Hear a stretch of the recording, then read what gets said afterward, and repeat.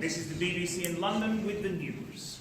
The season of festivities ignited by last month's royal wedding is drawing to a close, and it is my solemn duty to report that after this, journalists' rather over-enthusiastic anticipation of the outbreak of peace, talks have ended with no agreement of such an accord. The north of England now looks to be entering its summer of discontent. Representatives of the Anglican Church continue their campaign for a return to democratic governance, but the archbishops of York and Chester have faced considerable criticism from His Majesty's government for their inaction in the face of armed socialist threats. The King has made his displeasure known that talks have taken place without his consent, and even Prince Albert is said to be observing affairs with grave concern as he concludes his business with our Canadian cousins. In somewhat more cheerful news, Joan Valentine, the self-proclaimed female face of fascism, is seeing considerable success in the literary world with her self-help manual, A Style Guide for the Modern Fascist Wife and Mother. Now, all you ladies can hope to capture that certain enigmatic look. Good evening, this is the BBC in London with the news. After seeing socialist forces establish stable communities in the north of England, such as St Helens and Hull, the French Socialist Party have sent a number of political and military consultants to assist with what they are calling the return of British democracy. However, the March Warden of the North, Roderick Spode, is concentrating his efforts on removing Soviet influence from Sheffield, and the women's fascist workers at Chesterfield have returned the town to productivity in the name of British fascism. Violent unrest has broken out once more on the streets of Wakefield, but this time it is Anglican supporters of Prince Albert taking up pitchforks against the allies of the King, claiming that his behaviour has thrown into question both his judgment and his mandate to rule. And finally, in Cardiff, which is the most significant Welsh settlement, churchmen are conducting a purely hypothetical debate of the political future to be bestowed upon any issue delivered by the King's consort, the once Mrs. Wallis Simpson. A thorny issue to be sure. Thank goodness it is. Purely hypothetical.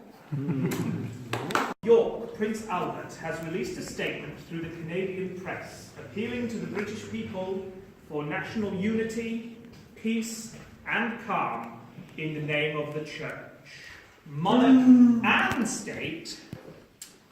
Fascist forces in Manchester and Preston have been seen handing out food parcels and generally reinforcing a sense of civil order and harmony.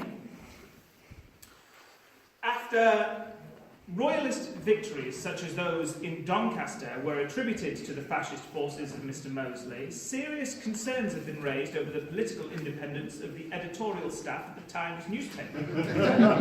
The Duke of Westminster is on record as urging all to remember that a free and fair press is the bedrock of modern democracy, as well as noting that lucrative employment opportunities abound for loyal subjects of His Majesty the King. Troubling news out of the Rhineland, where it is being suggested that the religious establishment is experiencing increased pressure from the government of Mr. Hitler, perhaps in the name of a nationalised religion, but some fear that the administration has grown hostile to spiritual communities at large. And, in the society pages, gossip is rife that a wedding may be in the offing for Princess Margaret and a dashing war hero from Germany.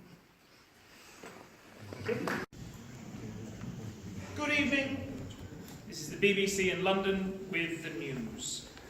From Lambeth Palace we hear the sad news that the Archbishop of Canterbury has fallen ill and is currently unable to carry out his duties. The faithful are encouraged to pray for his speedy recovery. Further questions are being asked about the fitness of the Bishop of Lincoln as his own city suffers repeated waves of power outages and civil unrest, whilst Bishop Bodkin of Chester has been promoted from supplicant bishop to full bishop in a ceremony of much jubilation. The London musical scene has been taken by storm by the recent Ballad of Captain Bolton, a folk-influenced retelling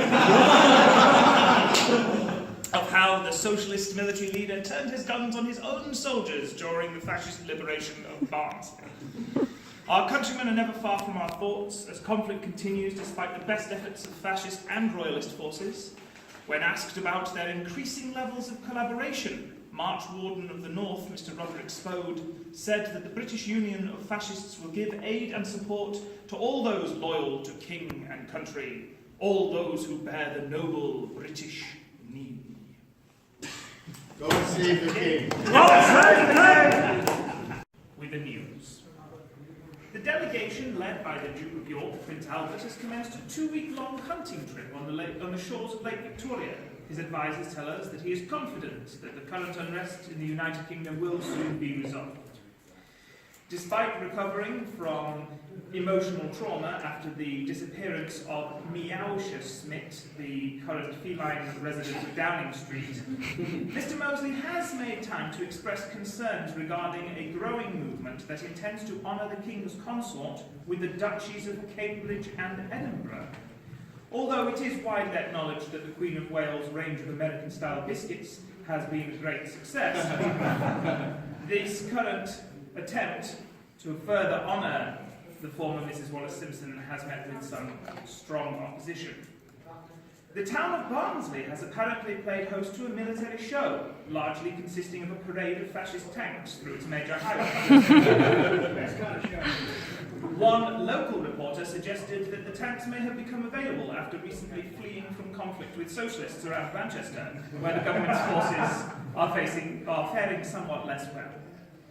And finally, after the visit of a charismatic Canadian pastor, the Northern Socialist Alliance are making a bid for wider religious acceptance and have changed their name to the Christian Socialist Alliance. Is this what is needed to bring peace to these troubled isles? Amen. Amen. Good evening, this is the BBC in London with the news. There is no need to adjust your radios, I am indeed dressed in black, as I have now grave news to report of what must surely be considered the British Civil War. Reports suggest that troops loyal to Mr. Mosley's government are paying a terrible price to restore law and order in the north. And while they continue to have considerable loyalty in areas such as Preston, where the people have risen up to turn away the socialist threat, it is our sad duty to report that fascist war hero and former March Warden of the North, Roderick Spode, has given his life on the battlefields of Doncaster. He is mourned by his wife, Joan Valentine, popular female face of fascism and columnist of the Yorkshire Evening Post.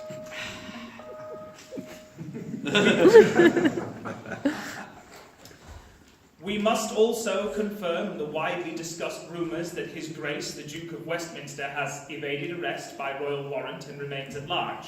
Some have contested the validity of the warrant, but the palace have confirmed that the Duke's activities incurred the displeasure of the Crown. His escape from police custody caused the wounding of 2 serving police officers who remain under observation at St Bartholomew's Hospital, and anyone with information that may assist in the lawful apprehension of the offender are encouraged to communicate with law enforcement officials at their earliest opportunity. Finally, some concern has been voiced in the Houses of Parliament that the German troops arriving in Grimsby under the command of a Mr. Rommel may cause some lack of balance in the politics of the North. We watch with our hopes for a peaceful resolution close at our hearts. War bulletin. In the continuing hunt for renegade elements within the British aristocracy, police moved against Lord Marchmain at Brideshead in North Yorkshire. Socialist and ex-royalist forces fought through the civil authorities, killing several police officers in the process, and freeing Marchmain to join his treasonous ally, the Duke of Westminster. Hooray! Hooray! Hooray! Boo! God save the king! Amen! Yes. The burgeoning Anglican Socialist Alliance has driven government forces out of Leeds as the region continues to descend into full-scale warfare. The fascist stronghold of Preston has been taken in the dead of night by forces rumoured to have trained in Moscow. And the Bishop of Lincoln has lost his life during a riot on the steps of his own cathedral.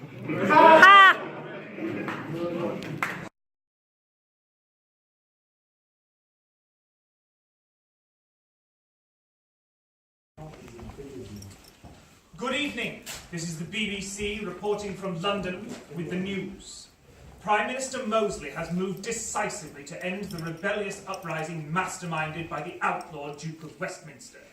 King Edward has been moved to a secure location and is protected by an elite contingent of bodyguards known as the Schutzstaffel, provided by our allies on the continent. Further to this, Herr Hitler has offered to provide arms and training for a new Legion of St. George, able to lead the modern British Army. Mr. Mosley's advisers identified that the outdated British system of government is the root cause of the Civil War, and that an unelected, unrepresentative house has no place in a modern democracy. Therefore, he intends to drain the swamps by dissolving the House of Lords and placing dissident elements in the custody of the proper authorities. The unrest in the north has descended into chaos as the various insurgent factions turn on one another like rabid dogs. Fueled by the manipulative machinations of corrupt bishops and the lunacy of communist demagogues, the riots have destroyed much of the homes and industry of the region. Soon, bold fascist liberators will restore peace and the rule of the king.